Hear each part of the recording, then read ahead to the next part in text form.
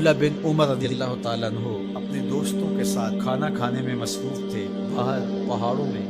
آج بھی عرب ایسا کرتے ہیں، گھر سے کھانا تیار کیا اور باہر صحراؤں میں پہاڑوں میں لے کر وہاں بیٹھ کے کھانا کھاتے ہیں۔ تو کھانا کھا رہے تھے تو ایک چرواہا بکریاں لے کے گزرا، تو آپ کے دل میں اس کے لیے محبت پیدا ہوئی، تو اس کو بلا کے کہا کہ تم بھی ہمارے ساتھ بیٹھ کے 2 لقمے لے لو۔ اس نے معذرت کی۔ آپ نے پھر کہا نہیں، 2 لقمے آپ ہمارے ساتھ لے لیجئے۔ تو اس نے کہا کہ میرا روزہ ہے، میں روزے سے ہوں۔ تو حضرت عبداللہ خوش ہوئے کہ سخت گرمی اور سارا دن دھوپ میں بکریوں کے پیچھے روزہ رکھا ہوا ہے۔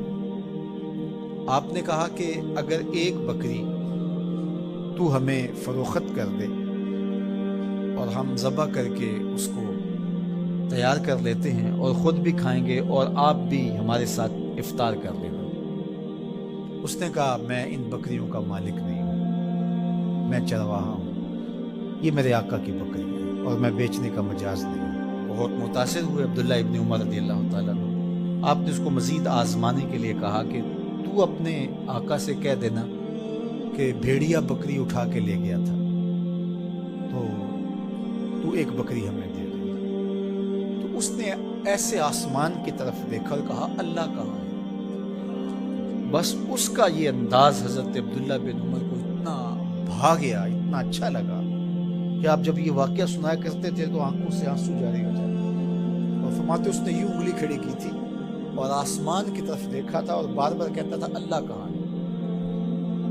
خیر آپ واپس شہر آئے، اس کے مالک کو تلاش کیا اور کہا کہ اس غلام کو اور بکریوں کو من چاہی قیمت کے ساتھ مجھے فروخت کیا۔ اس نے بکریاں اور غلام دونوں بیچ دیے۔ آپ نے غلام کو بلایا اور کہا کہ تو آج کے بعد آزاد ہے اور یہ بکریاں بھی تیری ملک ہوئی، تیرے ایک جملے نے کہ اللہ کہاں ہے تیرے لیے آزادی کا مجدہ بنا دیا اس کو، اور میں تجھے ساتھ دعا بھی دیتا ہوں اللہ تجھے جہنم کی آگ سے بھی آزاد فرما۔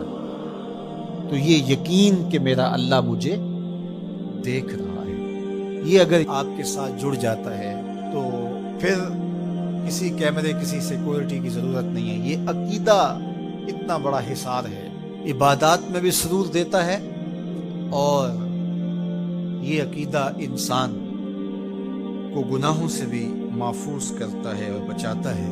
لیکن ہمارے رویے، اللہ تعالیٰ جل شانہ نے سورہ النساء کے اندر ارشاد فرمایا یستخفون من الناس ولا یستخفون من اللہ، کہ لوگوں سے تو پوشیدہ رہتے ہیں لیکن اللہ سے پوشیدہ نہیں رہتے۔ بلکہ ایک دوسرے موقع پہ ارشاد فرمایا سورہ الغافر کے اندر یعلم خائنۃ الاعین وما تخفی الصدور، جو آنکھ خیانت کرتی ہے اللہ اس کو بھی دیکھتا ہے، اور جو سینوں میں پوشیدہ ہوتا ہے اللہ اس کو بھی دیکھتا ہے۔ جو چیزیں سوچ میں پیدا ہوتی، جو بطور وسوسہ آتی، تمہارا رب اسے بھی دیکھ رہا ہوتا ہے۔ حضرت عمر بن عبدالعزیز رضی اللہ تعالی عنہ فرمایا کرتے تھے کہ اپنی خلوتوں کو پاک رکھو، اللہ تمہارے ظاہر کو ستھرا کر دے گا۔ جس شخص کی خلوت